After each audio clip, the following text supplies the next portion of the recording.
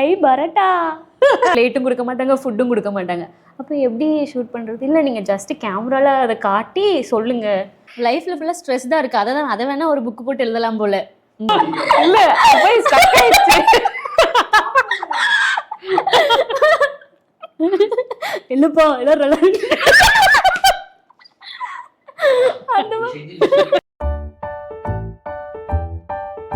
நம்ம ஒரு ஸ்பெஷல் ஒன்று இருக்கு, ஆனா அது கெஸ்ட் சொன்னாதான் வரும்.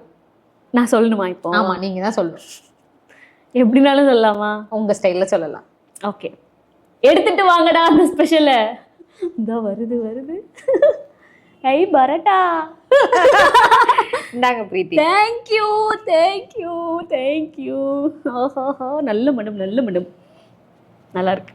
ரொம்ப நாள் ஆயிடுச்சு பரோட்டா சாப்பிட்டா. ஆமா, டயட்னு ஒரு பேர்ல.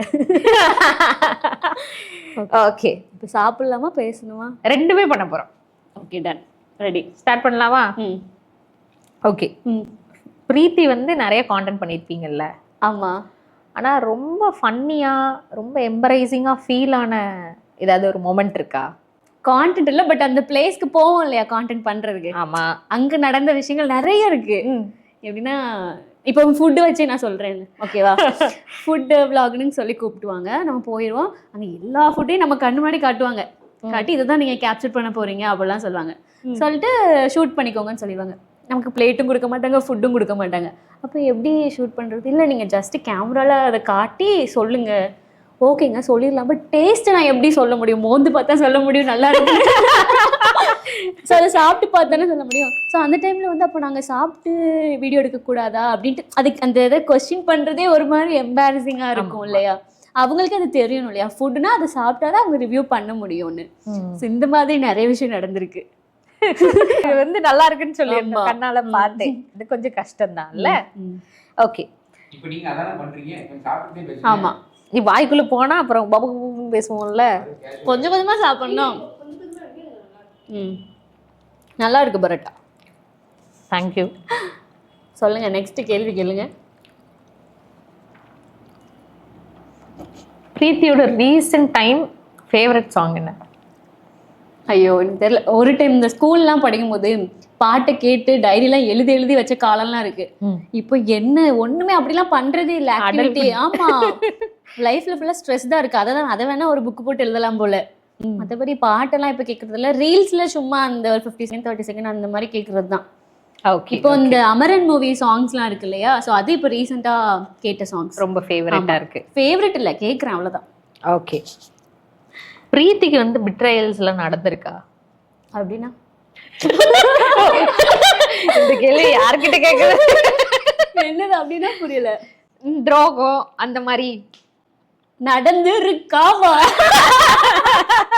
நடந்துட்டு தாங்க இருக்கு, அதெல்லாம் நடந்துட்டு தான் இருக்கு. ஆமா, ரீசெண்டா பண்ண லைக் வாங்கின அடி என்னது? வாங்கின அடி என்னன்னா, ஒருத்தவங்களை நம்பி நம்ம ஒரு ஜாப்க்கு போயிருப்போம். அவங்களுக்கு நம்ம வளரணும், ஆனா அவங்கள விட வளர்ந்துடக்கூடாது. ஸோ அந்த மாதிரி இருக்காங்க.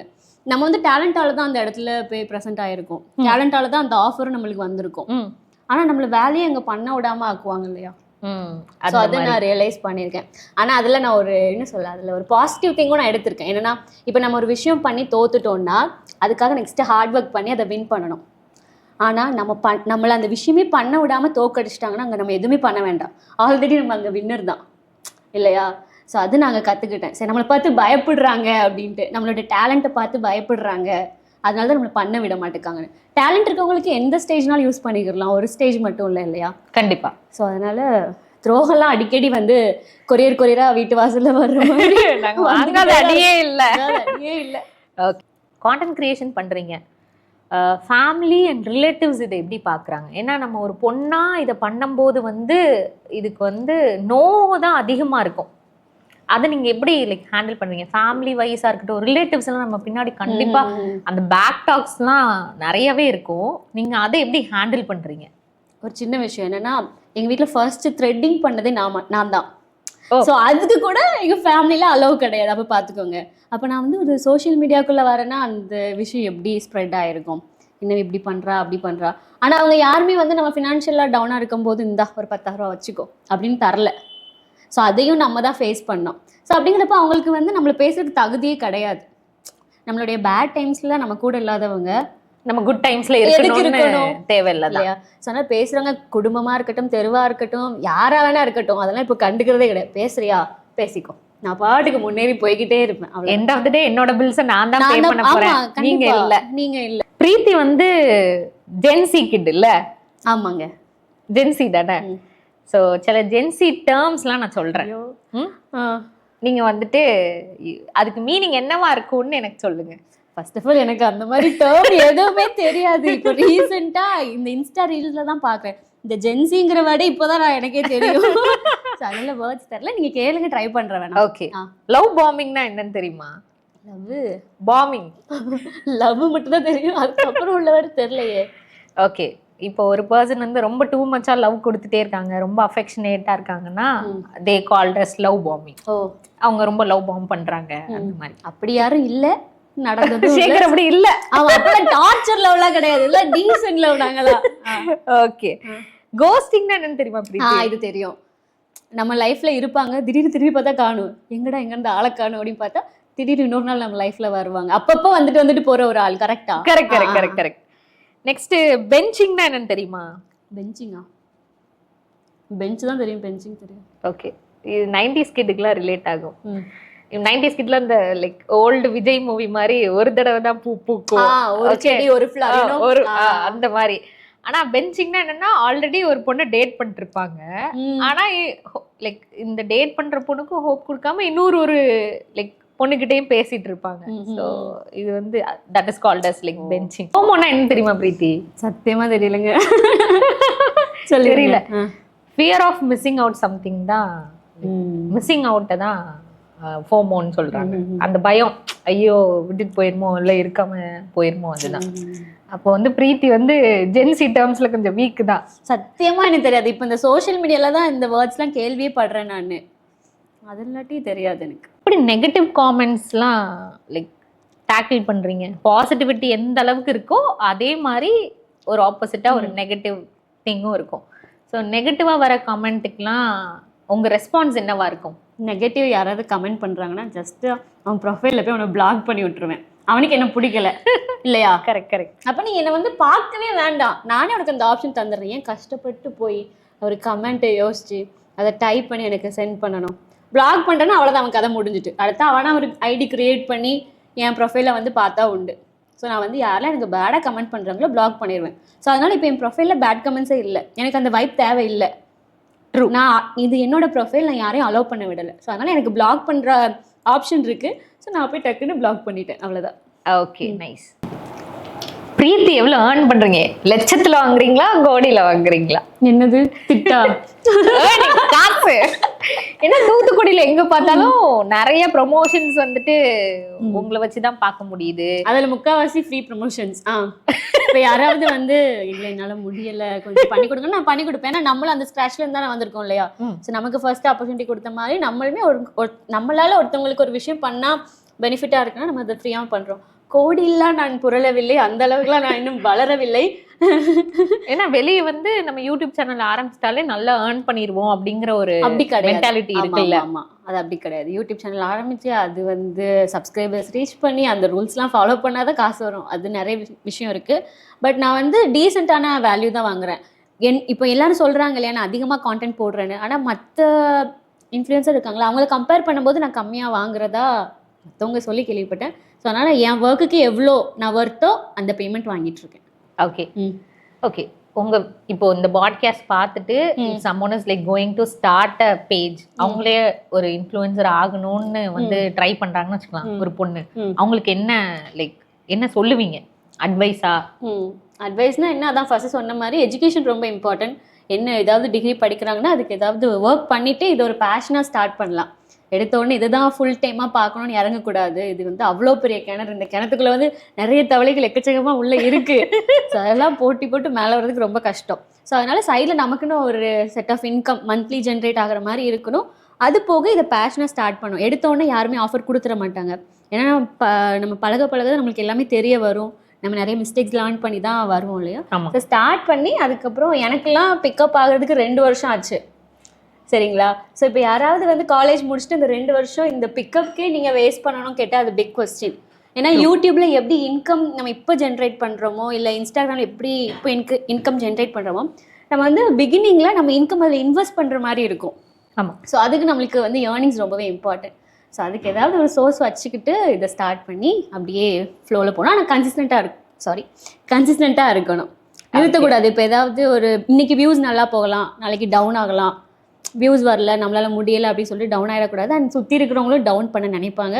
ஸோ அதுலேயும் வந்து டிப்ரெஸ் ஆகி உட்காந்துடக்கூடாது. ஸோ போட்டுகிட்டே இருக்கணும், தொடர்ந்து பண்ணிகிட்டே இருந்தால் கண்டிப்பாக ஒரு ஸ்டேஜ் ரீச் ஆகலாம்.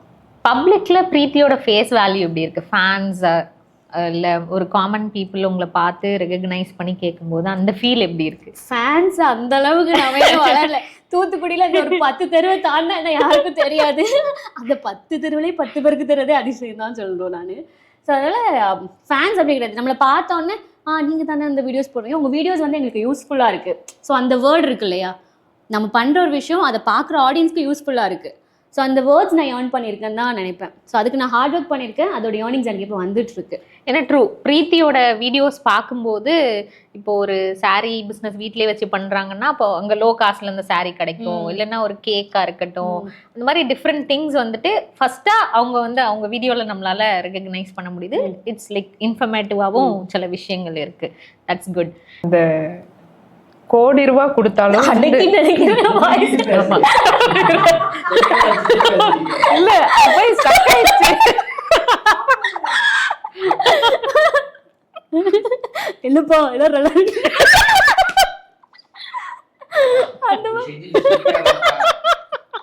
சில விஷயம் கோடி ரூபாய் கொடுத்தாலும் நான் பண்ண மாட்டேன்னு இருக்கோம்ல கான்டென்ட்ல.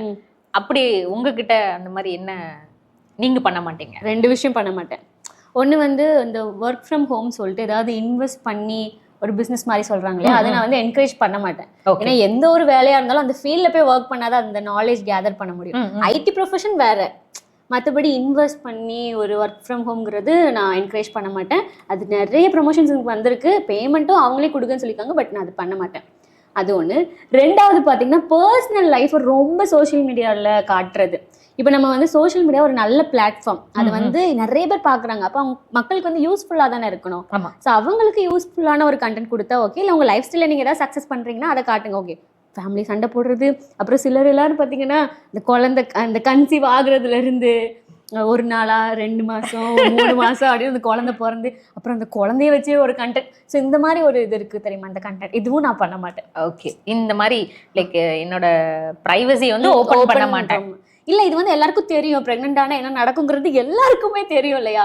ஸோ அதை என்னமோ அவங்களுக்கு மட்டும் அந்த லைஃப்பில் நடக்கிற மாதிரி அப்படி பண்ணுறாங்க இல்லையா, அது பார்க்குறதுக்கு அதான் மூஞ்சி சொல்லிக்கிற மாதிரி இருக்குது. எதுக்கு இப்படி பண்ணுறாங்க, வேறு வழி இல்லாமல் இது பண்ணுறாங்க அப்படிங்கிற மாதிரி இருக்குது. ஃப்யூச்சர் பிளானா என்ன இருக்குது? பிஸ்னஸ் பண்ணலான்னு. பிஸ்னஸ் தான். பிஸ்னஸ், ஆமாம். ஏன்னா அதான் சொல்கிறேன்லே, ஒருத்தவங்க கீழே இருக்கிறனால போட்டு மிதின்னு மிதிச்சிட்டு இருக்காங்க. ஸோ அப்போ நம்ம எந்திரிச்சு மேலே வரணும்னா பிஸ்னஸ் பண்ணணும் அப்படிங்கிற ஒரு தாட் இருக்குது.